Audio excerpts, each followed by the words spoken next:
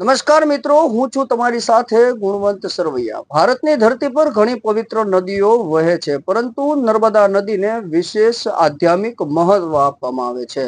હિન્દુ ધર્મની માન્યતા છે કે નર્મદા નદીના કિનારે મળતા નર્મદેશ્વર શિવલિંગ ભગવાન શિવના સ્વરૂપ માનવામાં આવે છે. આ શિવલિંગ કોઈ માનવ દ્વારા બનાવવામાં આવતી નથી, પરંતુ હજારો વર્ષોથી નર્મદા નદીની લહેરો અને પથ્થરોથી ઘસાવાથી સ્વાભાવિક રીતે તૈયાર થાય છે, જેથી તેને ભગવાન શિવનો પ્રકૃતિ દ્વારા મેળવેલો પવિત્ર પ્રસાદ પણ માનવામાં આવે છે.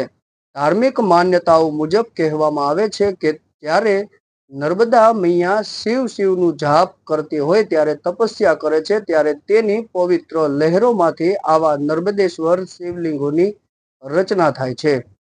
આ કારણથી નર્મદા નદીમાંથી મળતા પવિત્ર શિવલિંગને ખૂબ પવિત્ર માનવામાં આવે છે.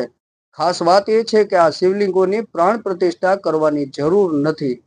સંત હોય કે ગૃહસ્થ, કોઈ પણ વ્યક્તિ આ નર્મદેશ્વર શિવલિંગને પોતાના ઘરે સ્થાપિત કરીને પૂજા કરી શકે છે. પ્રકૃતિ પ્રમાણે કેટલાક અદ્ભુત ઉપહાર આપે છે, તેઓ આ એક સુંદર ઉદાહરણ છે. નદીઓ, પર્વતો, જંગલો અને પવિત્ર સ્થળો આપણને આધ્યાત્મિક શાંતિ અને પ્રકૃતિનો આશીર્વાદ આપે છે. પરંતુ એક દુઃખદ સત્ય એ છે કે આપણે ઘણી વખત આ પ્રકૃતિના ઉપહારની માન રાખતા નથી. ઘણી જગ્યાએ નદીઓના કિનારે દારૂની બોટલો, બિયરના ટીન, પ્લાસ્ટિક અને અન્ય કચરાઓ ફેંકાયેલો જોવા મળે છે. આ દ્રશ્ય ખરેખર દુઃખદની લાગણી અનુભવાય છે. આપણે ઘણી વખત ગર્વથી નદીઓને માતા કહીએ છીએ, પરંતુ તે માતાની જાળવણી આપણે કેટલી રાખીએ છીએ એ કંઈ પણ પ્રશ્નાર્થ થાય છે. નદીઓમાં ઘણી વખત લોકો પ્લાસ્ટિક, તૂટેલી પૂર્તિઓ, ફોટા, ગટરનું પાણી, કચરો અને અન્ય અશુદ્ધ વસ્તુઓ છોડે છે.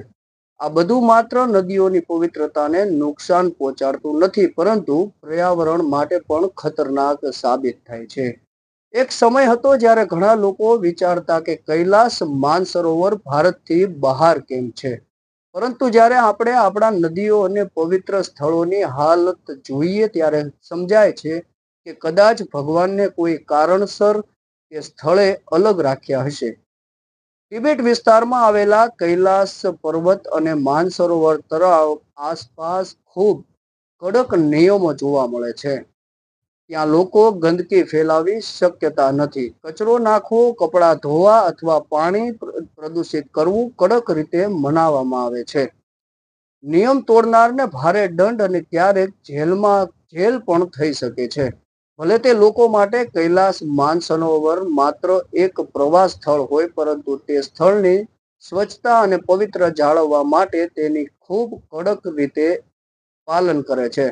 જો આવું કોઈ પવિત્ર સ્થળ આપણા દેશમાં હોત, તો કદાચ આપણે તેની સાચી રીતે રાખી શકતા ન હોઈએ. એક મોટો પ્રશ્ન છે, વિદેશી દેશમાં જો આવી કોઈ નદી હોય તો તેમાંથી સ્વાભાવિક રીતે શિવલિંગ જેવા પવિત્ર પથ્થરો મળતા હોય તો તે દેશ દુનિયામાં તેની ચર્ચા વિચારણા થતી હોય. તેઓ તેને પોતાની સંસ્કૃતિના પર્યટકનું ગૌરવ બનાવતા હોત. પરંતુ દુર્ભાગ્યે ઘણી વખત આપણે પોતાના દેશમાં આવેલા આવા અદ્ભુત ચમત્કારોનું પૂરતું મહત્વ સમજતા નથી.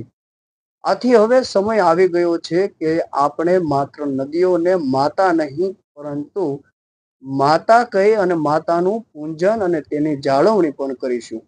આવી રીતે રક્ષણ કરીશું તો આપણા દેશનું ગૌરવ વધશે. જો દરેક વ્યક્તિ પોતાનું ઘર સાફ રાખે છે, તો નદીઓ અને જાહેર સ્થળો પણ તેટલી જ કાળજીપૂર્વક સાફ રાખવું જોઈએ. તે આપણી નૈતિક ફરજ પણ છે. નર્મદા નદી જેવી પવિત્ર નદીઓમાં માત્ર ધાર્મિક આસ્થા નહીં, પરંતુ ભારતની સંસ્કૃતિ, આધ્યાત્મિકતા અને પર્યાવરણની અમૂલ્ય સંપત્તિ છે. જો આપણે આ નદીઓ સાચવીશું, તો આપણી પેઢીઓ પણ આ પવિત્ર વારસો જાળવશે. આપણે સૌએ મળીને એક સંકલ્પ કરવો જોઈએ. નદીઓની ગંદકી નહીં આપણે સૌએ મળી એક સંકલ્પ કરીએ, નદીઓને ગંદી નહીં કરીએ, પ્રકૃતિનું સન્માન કરીશું અને પવિત્ર સ્થળોને સ્વચ્છ રાખીશું. આજ સાચી અર્થમાં પ્રકૃતિ અને ભગવાન પ્રત્યેની લાગણી અને શ્રદ્ધા ગણાશે. અમારી આ વાત સાથે તમે સહમત છો તો કોમેન્ટમાં જરૂરથી તમારું મંતવ્ય જણાવજો. બીજા મિત્રોને આ વિડીયો શેર કરજો. જો તમે સ્વતંત્રતા ભારત સમાચારને સબસ્ક્રાઇબ ન કરી હોય તો સબસ્ક્રાઇબ પણ કરી લેજો. હર હર મહાદેવ.